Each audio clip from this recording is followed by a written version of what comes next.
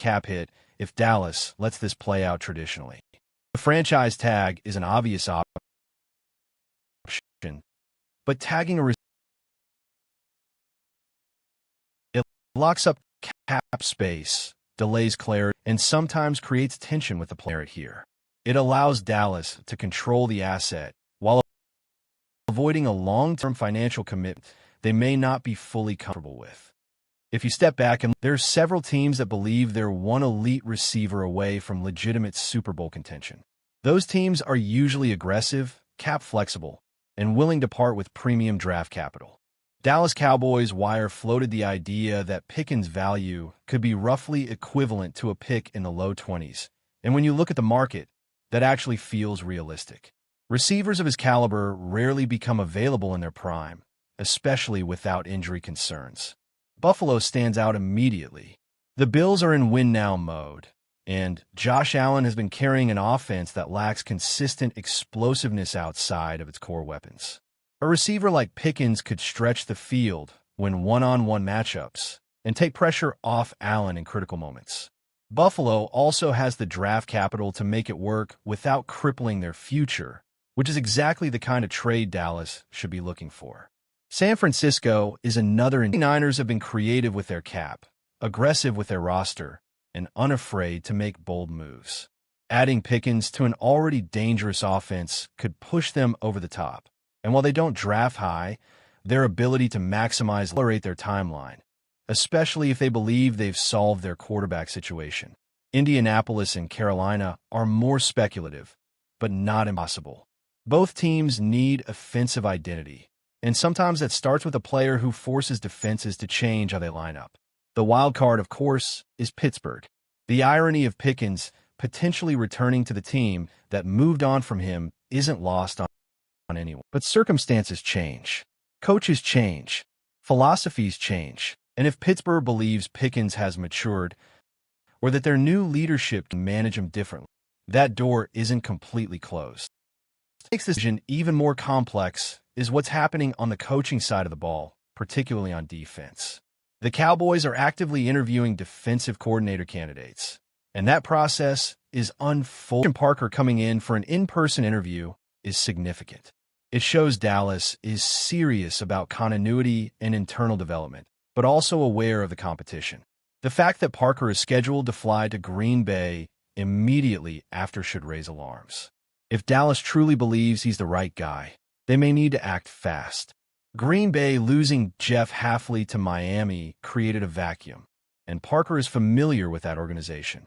If the Cowboys hesitate, they could lose a candidate they clearly value. This is one of those moments where decisiveness matters. Waiting too long can cost you more than just a coach. It can cost you momentum. Meanwhile, other options are disappearing. Jeff Ulbrich is off the board, retained by Atlanta, and that tells you something important.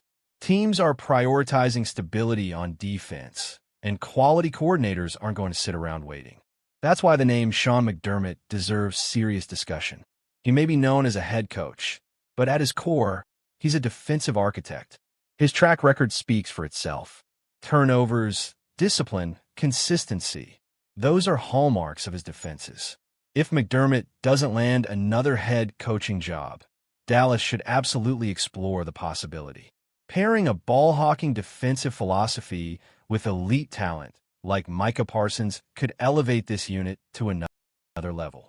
And speaking of Parsons, the fact that Green Bay is interviewing candidates who could potentially coach him only underscores how valuable defensive leadership is right now.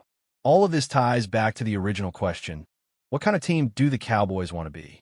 Do they want to lock themselves into another massive receiver contract and hope everything else falls into place?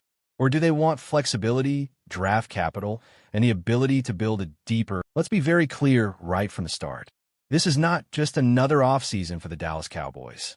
This is not just another free agency cycle where fans get excited, mock contracts on Twitter, and then watch the team sign bargain veterans on one-year deals.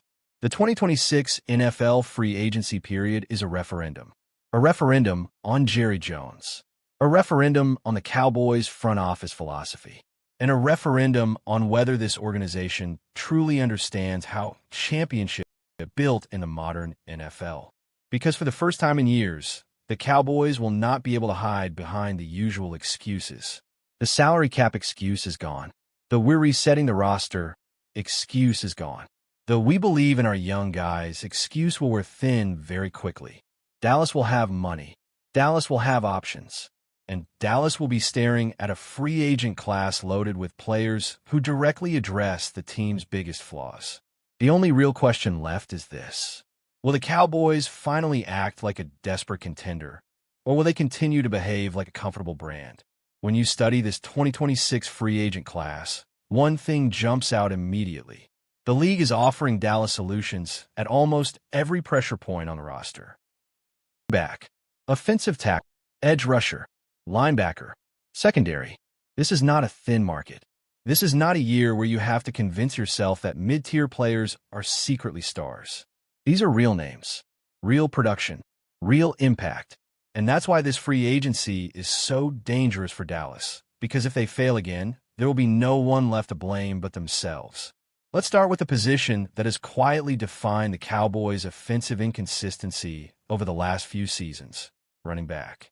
For years, Dallas has tried to outthink the position. They've treated it like a plug-and-play role, something you can rotate cheaply and survive. And while that worked for some teams, it has not worked for a Cowboys offense that is heavily on timing, play action, offensive manipulation. That's where a player like Breece Hall changes everything. Breece Hall is not just a running back. He is an offensive weapon who forces defensive coordinators to alter their game plan before the ball is even snapped.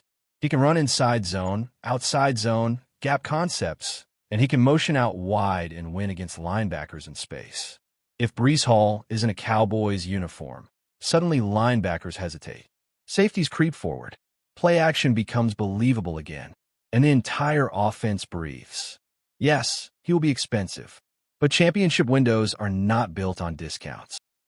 Then you look at Etienne, and you see a different kind of solution. Etienne brings speed, fluidity, and mismatchability. He thrives in space. He's dangerous on screens, angle routes, and wheel routes. In a Cowboys offense that has sometimes felt rigid and predictable, Etienne injects creativity. He allows you to stress defenses horizontally, not just vertically. He fits the modern NFL, where explosive plays often come from simple concepts executed by elite athletes. Kenneth Walker, on the other hand, represents controlled chaos. He is violent, decisive, and relentless. He's the type of back you hand the ball to in the fourth quarter when everyone in the stadium knows what's coming. It doesn't matter. For a Cowboys team that has struggled to close games late in the season, Walker offers identity. He brings an edge that Dallas has lacked since its most physical offenses. And then there are value options like J.K. Dobbins and Tyler Allgeier, backs who may not dominate headlines but dominate contact. These are tone setters. These are players who make defenses feel every carry. For a front office that loves flexibility, this is where smart aggression can live. But offense does not survive without protection, and that brings us to one of the most uncomfortable truths about the Cowboys. The offensive line is no longer a strength. It's a question mark. This is why the 2026 free agent tackle class is critical. Braden Smith represents stability. He's not flashy, but he's reliable, powerful, and technically sound. He gives you competence at a premium position, something Dallas has taken for granted in the past.